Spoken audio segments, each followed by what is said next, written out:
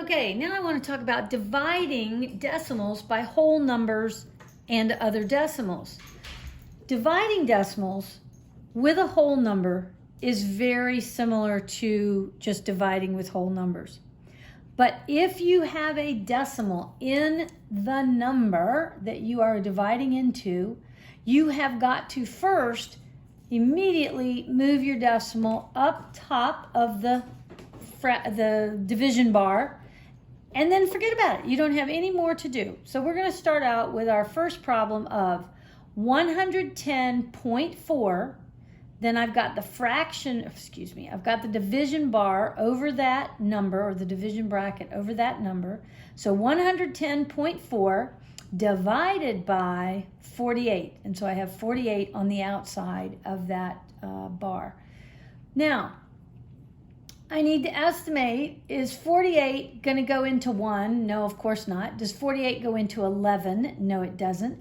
But 48 will go into 110.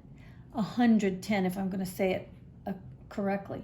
So, and 48 is very close to 50. 110 is very close to 100. I know it would go 2 times. So that's the number I'm choosing. I'm putting the 2 over the 0 of the number 110. And now I multiply. 2 times the 8 gives me 16. I put the 6 down and I carry the 1. And then I have 2 times 4 is 8 plus 1 is 9. And now I subtract. This is all just like typical division. So when I subtract, I get the number 14. And because 14 is less than 48, it tells me my number 2 up top here was exactly right. Now, I pull down my next number, which is a 4, and I show it there. So now I am looking at 144, and I'm figuring out how many times will 48 go into 144. Well, 48 went into 110 2 times, and it got me very close. So it's probably going to go about 3 times. So I put my 3 up top, immediately behind the decimal. And then I just multiply the 3 times the 48. Well, 3 times 8 is 24. I put the 4 down and I carry the 2. And 3 times 4 is 12, plus 2 is 14. And now I subtract and I get 0. And therefore, because there's no other number to pull down, I am done. And so my answer is 2.3. So let's think about what this is meaning. If I look at my original number of 110.4, and let's think about it like money for a minute because we understand money, that would be $110.40. And let's say this number 48 is how many people I have, and I want to divide that $110 among those 48 people. Well, each of the people would get $2 and not 3 cents, but that is 30 cents because that number 3 is sitting in the tenths place. So I'm just going to stick a 0 on the end of it just so you can see now it looks like money because I added a 0 at the end. So my original answer was 2.3, but if it was money, it would be 2.30, which would be $2.30. Now, I'm doing this exact same problem again, only now I'm going to put a decimal in the outside number. In this 48, it's going to become 0.48. So now what my problem is, 110.4 divided by 0.48. So let's think a minute about what this is.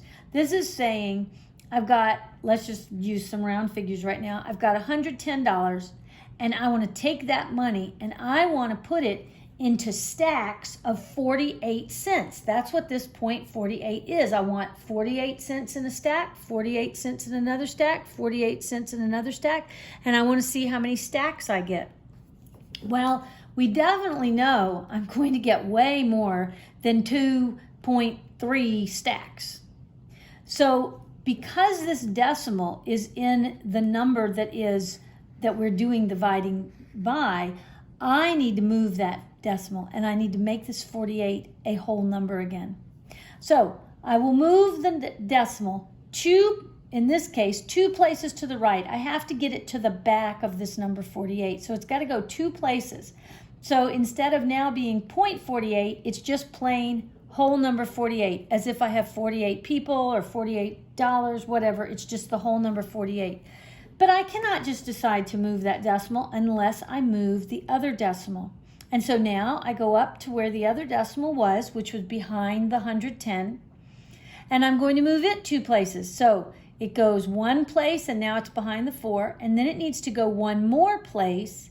So I need to put in a 0 to hold that extra place, and then immediately put the decimal up top, and now forget about it. And now you go back and you do your division. Again, 48 goes into 110 2 times. That much is the same, and the 2 is sitting over the 0 like it did in the first problem. 2 times 48 is 96. I subtract. I still get 14. I bring down my 4. I still, when I do the 48 goes into 144 3 times. I do the multiplication. I get the 144. And when I subtract, I get a 0. Excuse me, let me put it. But I still had this other 0 that I need to pull down. So I do need to ask myself, does 48 go into this other 0? And when you say no, it doesn't, or even if it had been the number 6 or the number 5, whatever, if you say no, this 48 will not go into that, you have to put a 0 up top.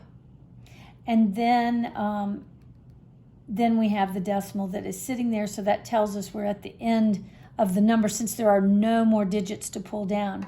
So what this is telling me is, if I put 48 cents in a number of stacks, and I had a total of $110.40, and I'm putting it all in stacks of 48 pennies or whatever, how many stacks will I have?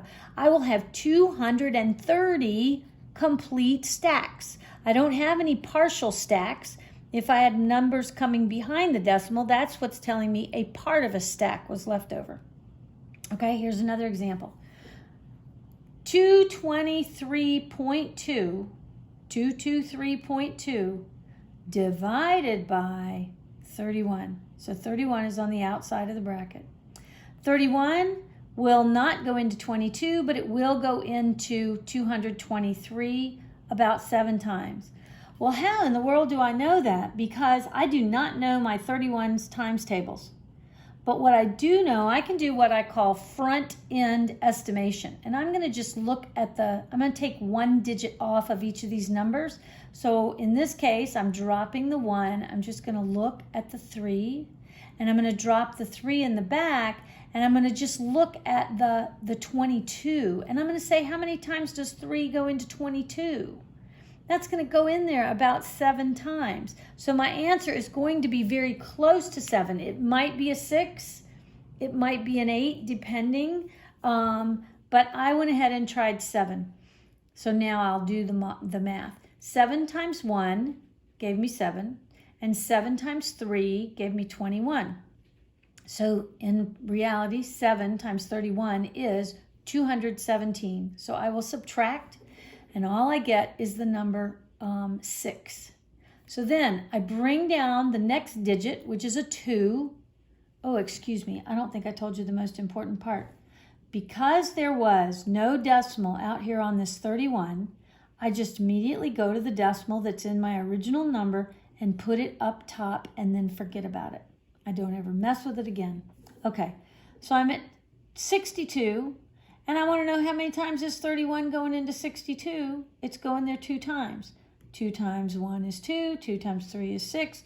And when I subtract, I get a 0. Now, this is not the same as my previous problem because there is no more zeros to pull down. So when I get a 0, it tells me I went evenly and I don't need to go any further. So if I had $223 and what this is 20 cents, and I wanted to divide it into 31 equal pieces, each piece or each stack is going to have $7, and this would be 20 cents because the 2 is sitting in the tens place. So now we'll look at the last example I've got. $2.95 divided by 5 cents. So basically we're saying I want to put 5 cents in all of the stacks, and I want to see how many stacks am I going to have. So I cannot do that. You cannot divide with a decimal here on the outside. So because of that, I need to turn my 5 cents into the whole number 5. So to do that, I've got to move my decimal place 2 places to the right. So now my decimal is behind the number 5, and it's just like $5 or just 5 whole things. But because I moved the decimal here 2 places, I have to go over here to this other number and move it 2 places. So my $2.95 now becomes $295, and the decimal is sitting behind the 5. Immediately put the decimal up above the bracket. Now, forget about the decimal and go and divide like you normally do.